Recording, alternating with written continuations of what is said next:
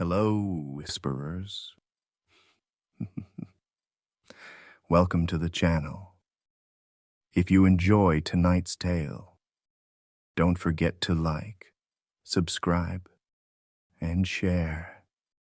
It helps more than you know. Now, dim the lights, and let's begin tonight's story. We found the first body face down in the crude. No wounds, no gear, just his dog tags melted into his chest and his eyes still screaming.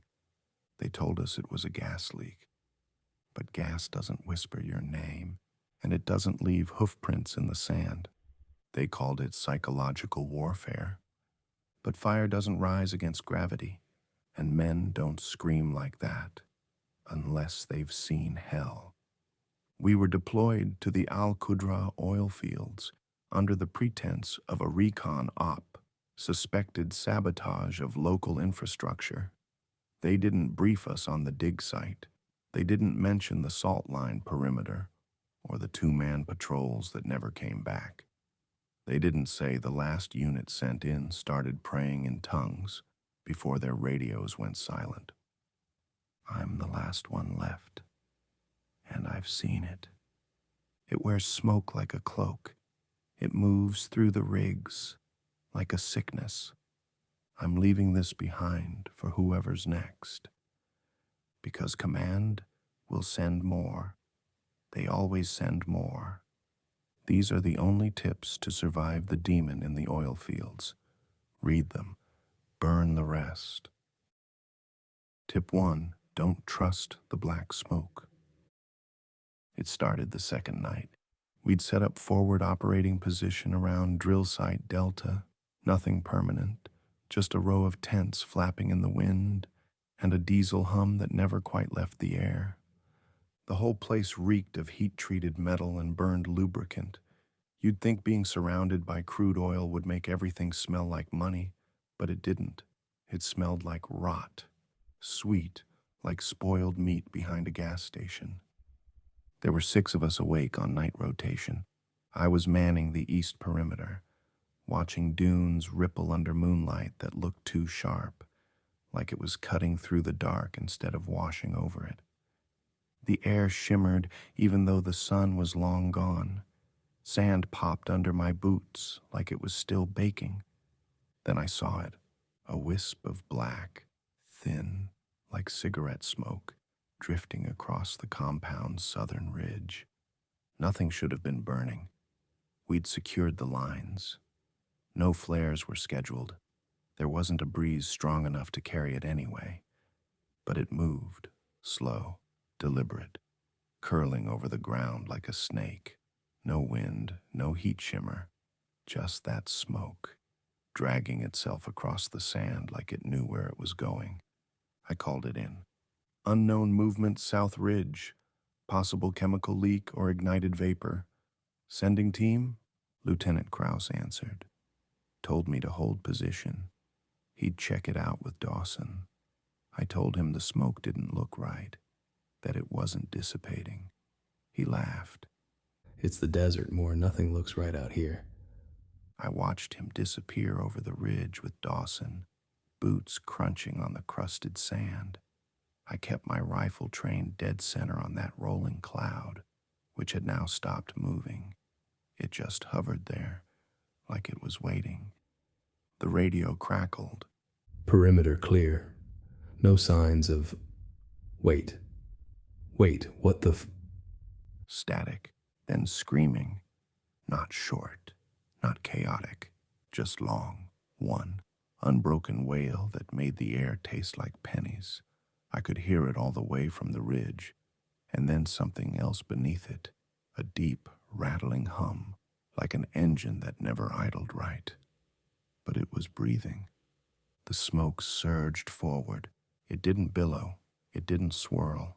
It lunged, like it had a spine and muscles under it. I didn't wait to see what came next. I opened fire. The bullets passed straight through. No spark, no splash. Just gone, like I was shooting into space. It crept closer. I backed off until my calves hit the radio tower base, trying not to vomit. The smoke smelled like open wounds and furnace grease. It passed a floodlight. That's when I saw it wasn't just smoke. There were shapes inside. Faces, maybe, pressed against the inside of the cloud like they were trying to scream their way out. One of them looked like Dawson. I blinked, and it was gone. Just like that. No retreat, no explosion, no trace. And 30 seconds later, Lieutenant Krause walked back into camp alone. No radio, no gear, covered in sweat and sand. Said Dawson must have wandered off and that he didn't see anything. But I did. The smoke took him, and it almost took Krause too. But it didn't like me watching, didn't like being seen. If you see black smoke crawling where it shouldn't, don't go near it. Don't try to outflank it. And for the love of God, don't breathe it in. Just run. Tip 2, oil fires shouldn't whisper your name. The flare stacks never went out. Even when the generators failed, twice, they kept burning. 30-foot tongues of fire licking into the sky, like the rigs were trying to touch something above them. The kind of fire you can feel in your teeth. It was supposed to be routine, burning off excess gas, standard procedure. But no one could explain why the backup stacks came online without a power feed, or why the flames changed color. It started as a joke. Private Hendricks said one of the fires whispered something while he was on patrol. Not loud, barely more than a breath. He said it sounded like someone he knew, someone dead. We laughed him off, told him he was heat stroking. But that night during my shift, I passed by one of the stacks near the northeast pipe junction, and it spoke to me. It was my name. Clear, precise, no static, no wind, just a low, hoarse whisper. More, drawn out like an exhale through teeth. I froze, looked around. Nothing. Then it said it again, only this time it wasn't just my name. It was my mother's. Said it the way she used to say it when she was afraid, when she was praying.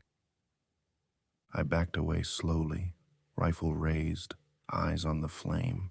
That's when the fire flared, just for a second, bright white at the core, and I swear to God, I saw a silhouette standing inside it, arms too long, no face, just an outline burned into the flame, flickering in and out like it was trying to step through. After that, it was never just noise. The fires started whispering to everyone. Different voices, different names. Sometimes they said things only we would know. Secrets no one else could have possibly heard. Like the letter Diaz never sent home. Or the words Sergeant Lane said to his wife when he left for this tour. Private things, buried things. We tried noise-canceling gear. Didn't work. The whispering bypassed the ears. It felt like it was happening inside your head, like something had crawled down your throat while you slept and was now using your own bones to talk. Hendricks snapped 2 nights later, emptied his sidearm into the flare. Flame didn't flicker, but he started screaming, clawing at his ears, yelling that the fire was inside him now. He bit off his tongue before we could sedate him. He died with a smile on his face. That's the worst part. Since then, I don't go near the stacks. I walk wide around them, rifle low, ears covered. Not that it helps. They whisper when they want, to who they want. You can't block it, but you can ignore it. You have to ignore it. If you hear your name in the flames, don't answer. If they speak in a voice you recognize, don't listen. And if the whisper says something only you should know, run before it starts making promises. Because once the fire knows your name, you're already burning. Tip 3, salt your boots. Seriously. It showed up in a supply crate. No packing slip, no origin code, just a wooden box nailed shut, sitting dead center in our resupply drop like it had always been there. We thought it was rations or ammo, maybe some backup med kits. But when Sergeant Lane cracked it open, the whole squad went quiet. Salt, not packets, not field-ready MRE-size portions, bricks of it. Rough-cut slabs wrapped in butcher paper, some still stained red at the corners, and inside one of the bricks, buried halfway through like it had grown there, was a tarnished silver crucifix. No one knew what to make of it. Command didn't acknowledge it, just told us to secure all non-standard assets.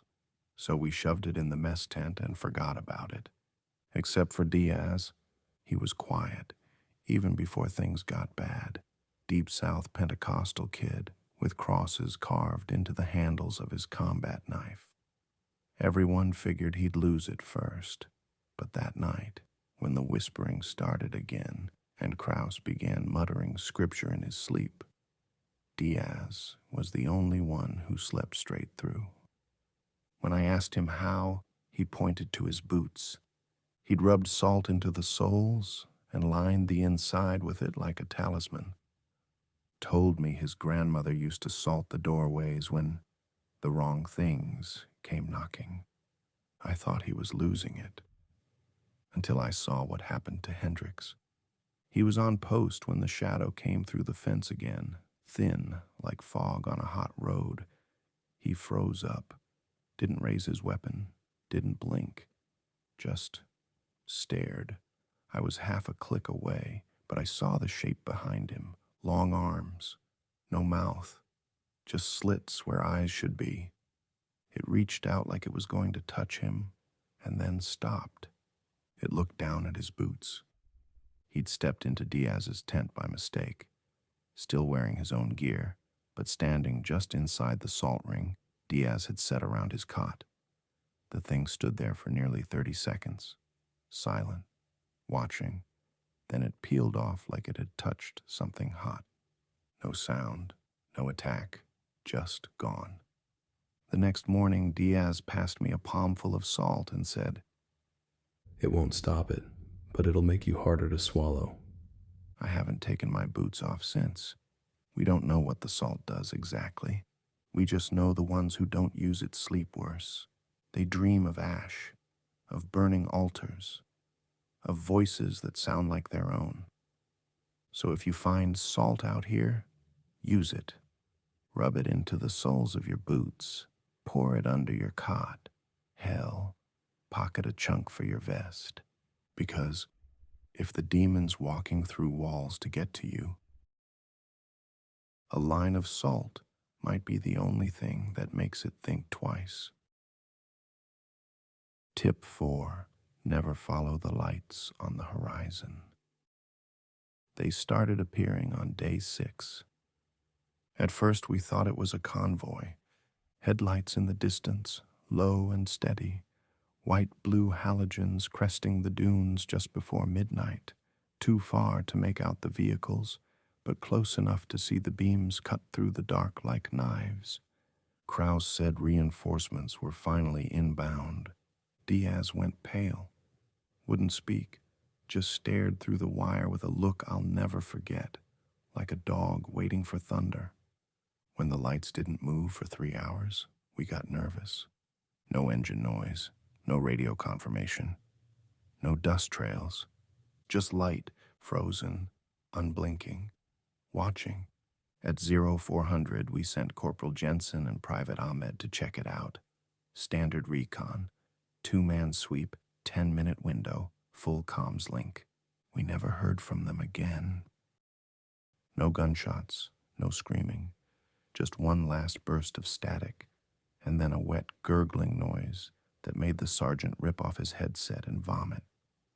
We waited until sunrise, When we finally rode out in the MRAP to search for them, there were no tire tracks, no boot prints, and the lights were gone.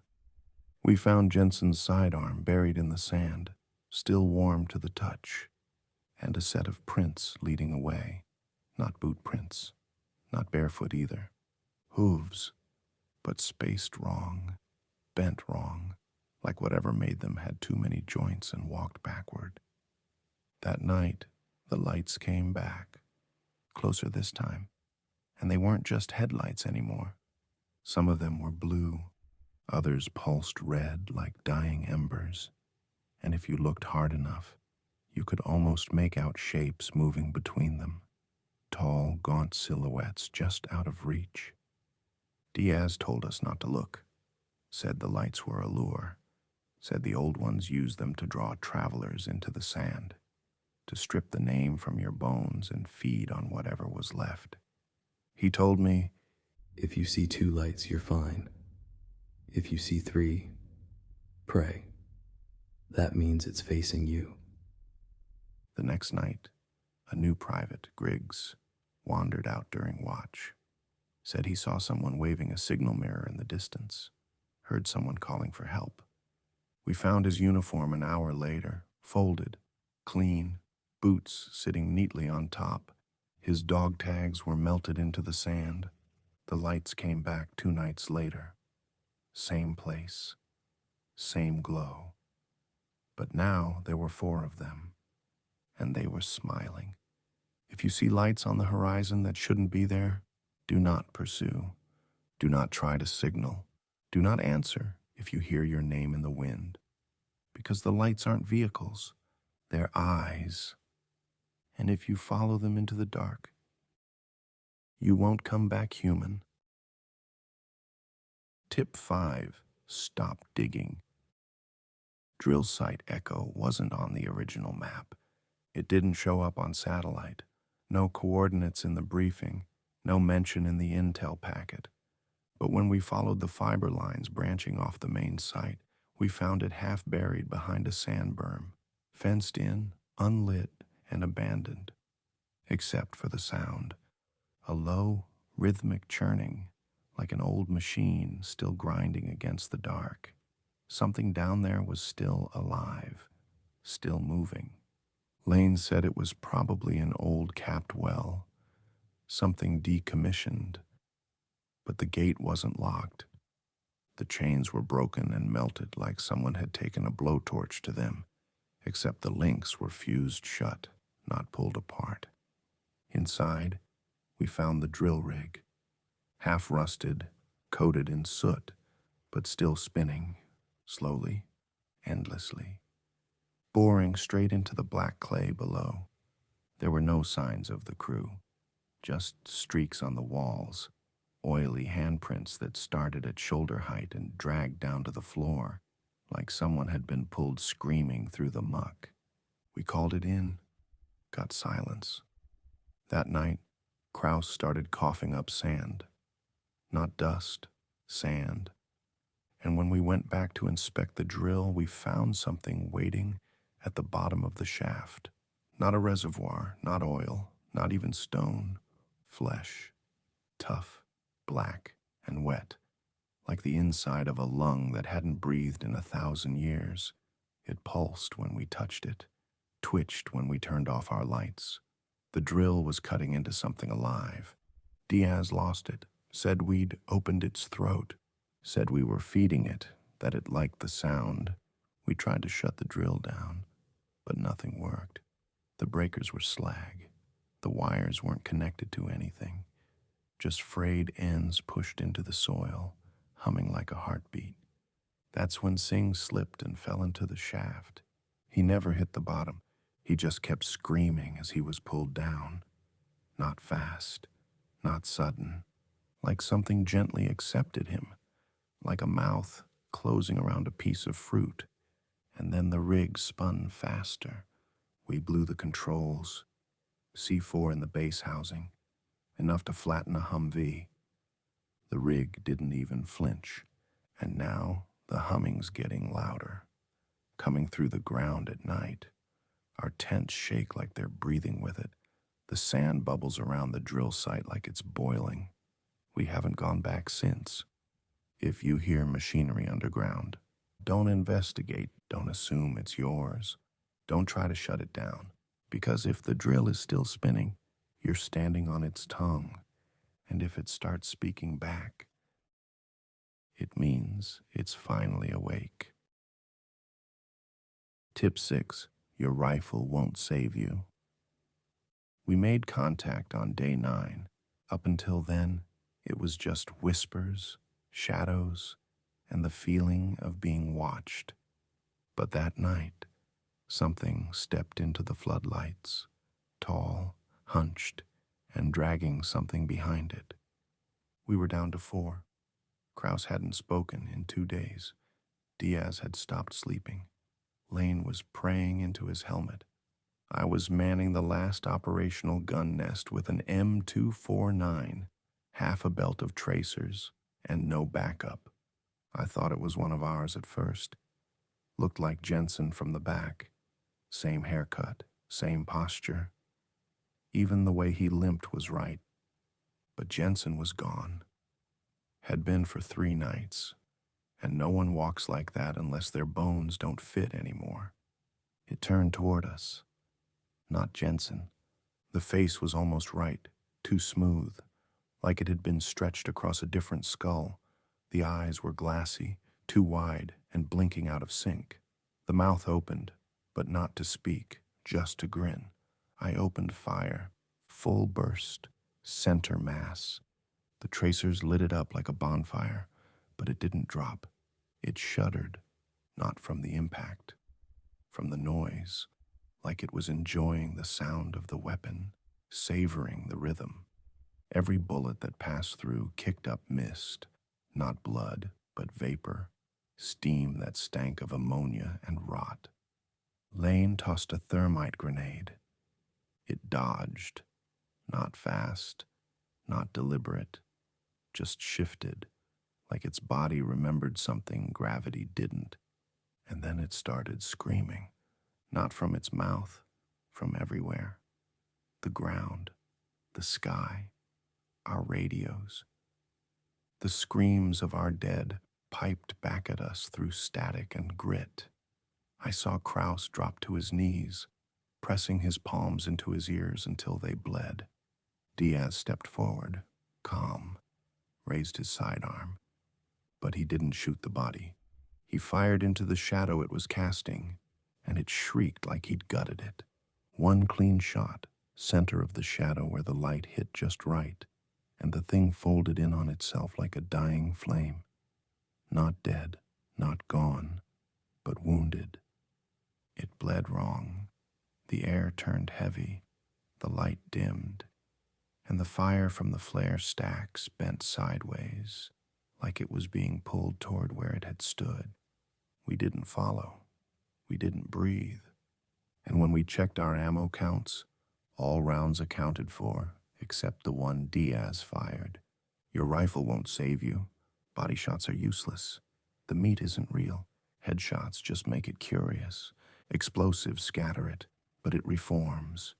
The only thing that hurts it is the shadow. That's where it lives. That's where it hides. If you're going to fire, don't shoot where it is. Shoot where it shouldn't be. Tip 7. Beware the men who come back. Kraus disappeared during a sandstorm. 1 minute he was there, helmet down, muttering about his wife and reciting scripture like it was oxygen. The next, he was just gone. No prints, no radio signal. Just his rifle, still warm, lying beside a half-dug foxhole like he'd dropped it mid-breath. We spent 3 hours shouting for him. Diaz told us to stop, said if he heard his name again, Kraus would come back, and he wouldn't be alone. He was right. That night, around 0300, Kraus walked back into camp. He looked the same gait, same gear, same nervous twitch in his left eye. But there was something wrong with the timing. His steps didn't match the sound they made. Boots hit the ground a half-second late, like someone had memorized what walking should look like and was struggling to sync up the rhythm. He didn't blink, didn't speak, just stood there while Lane broke down crying, and Diaz started chanting under his breath. I asked him where he'd gone. He smiled, too wide, and said, Nowhere. his voice echoed, not in volume, not through the radio, inside my skull. Then he turned to Lane and said something none of us heard, whispered it, real close. One word, just one. Lane shot himself in the mouth before sunrise. That was the last time we questioned who came back. We tried testing them, asking questions only they'd know, but the answers were too perfect, not recalled, recited, like reading from a playbook. Their eyes didn't dilate, their breath didn't fog, and if you touched them, really touched them, their skin felt just slightly too cold, like stone left in moonlight. But the worst part wasn't the fakes. It was realizing we couldn't trust each other anymore. Diaz stopped sleeping inside the camp, dug his own trench 50 meters out, and salted the perimeter. Told me I was still clean, for now, but to keep my distance.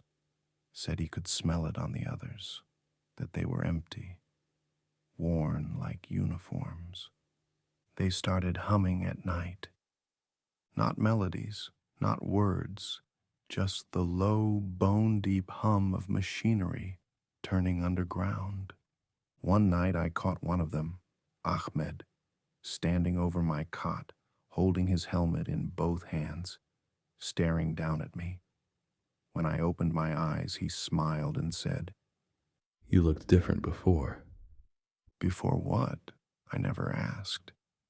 If someone goes missing in the oil fields, don't assume they're dead. Don't assume they're alive. Don't let them back in without testing their shadow. Shine a light. Look beneath their feet. If the shadow doesn't match the body, run. Because the demon doesn't just kill, it wears us. And if you let one of them too close, you'll forget what a heartbeat sounds like. Tip 8. Don't drink the water. We were running low. No resupply. No word from command.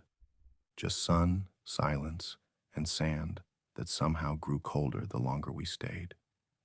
We had 4 cases of bottled water left by day 10. Should have lasted a week. But when we cracked one open, we found the bottles full. Too full. No air gaps. Sealed like they'd never been touched. But the plastic was bulging like something was pressing from the inside. Diaz opened one, sniffed it, didn't say a word, just threw the entire crate into the pit and lit it on fire. I didn't understand until I saw the canteens.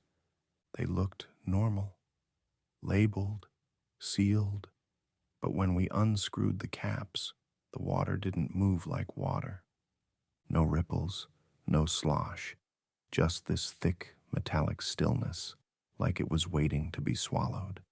Ahmed drank first, said it tasted fine, cold even, cleaner than the stuff we'd come with.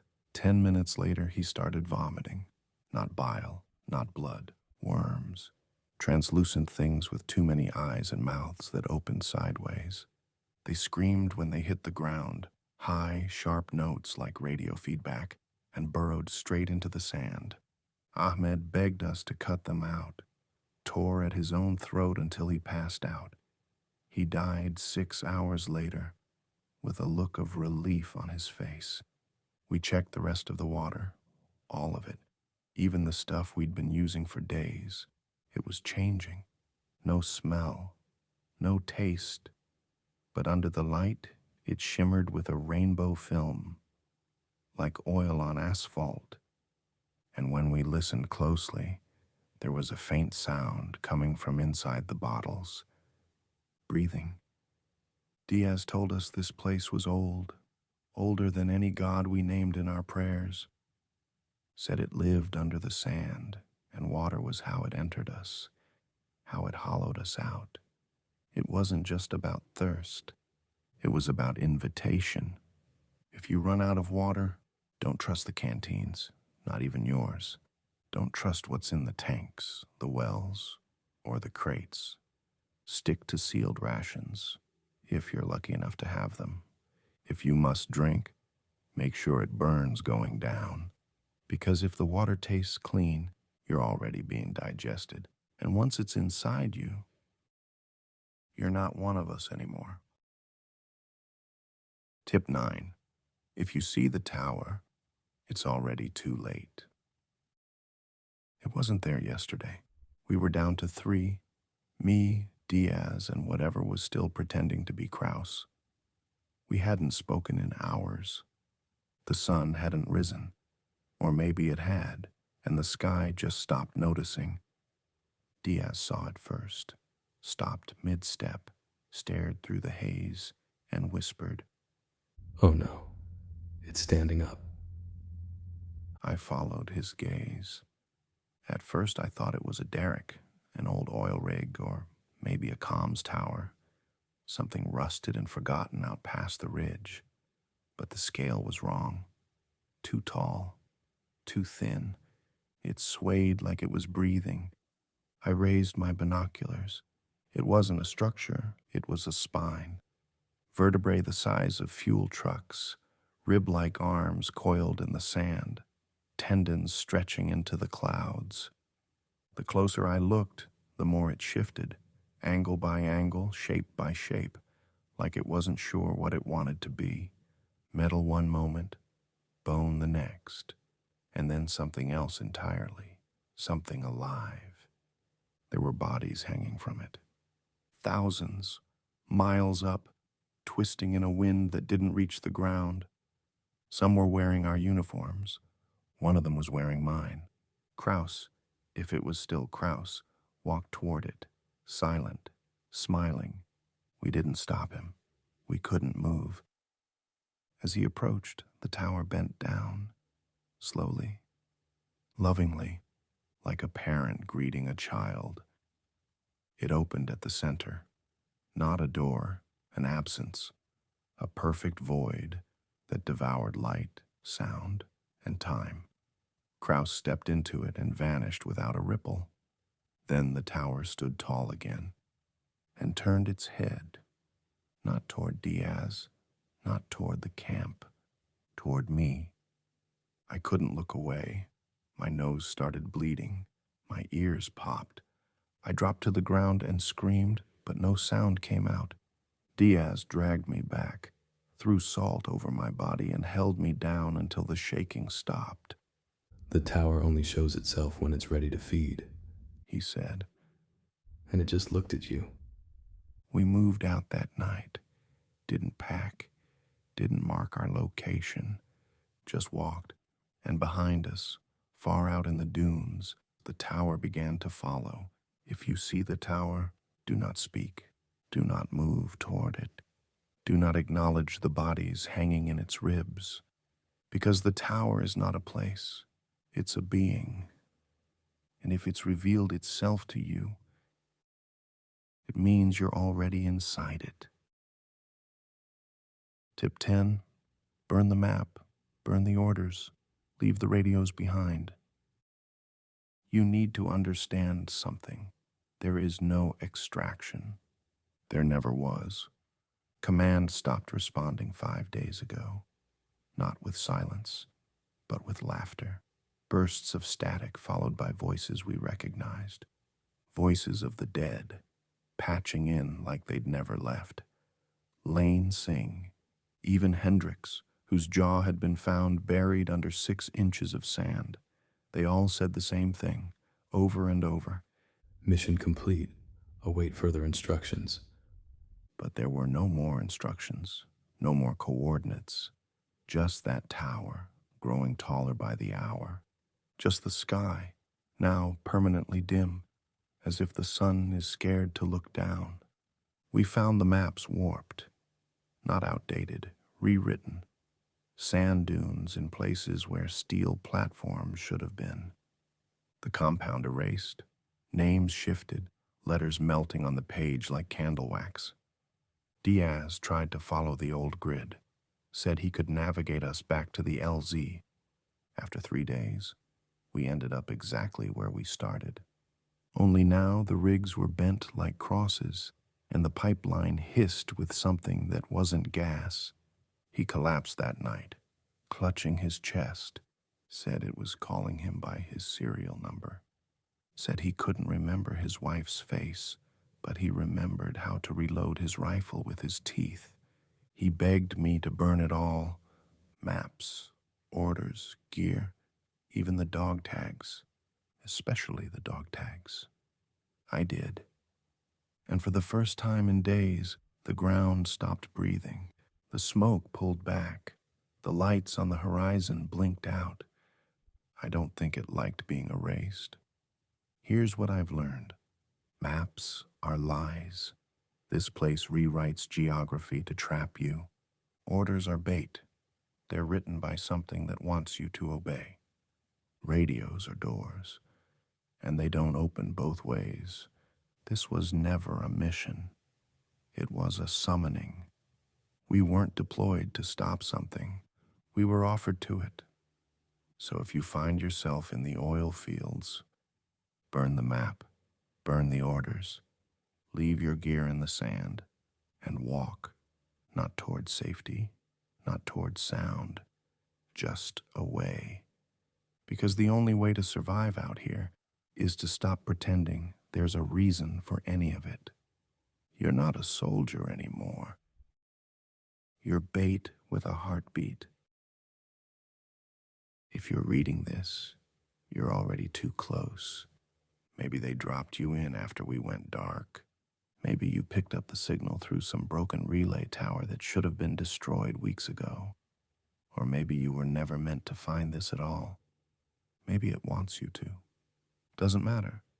You're here now, and that means you're standing where I stood, breathing air that's older than language, watching the sand shift like something underneath it is dreaming. I've followed every tip I gave you, salted my boots, burned the maps, shot shadows instead of faces. I still hear the flare stacks whispering my name, still see lights blinking on the horizon that don't follow any vehicle pattern known to man.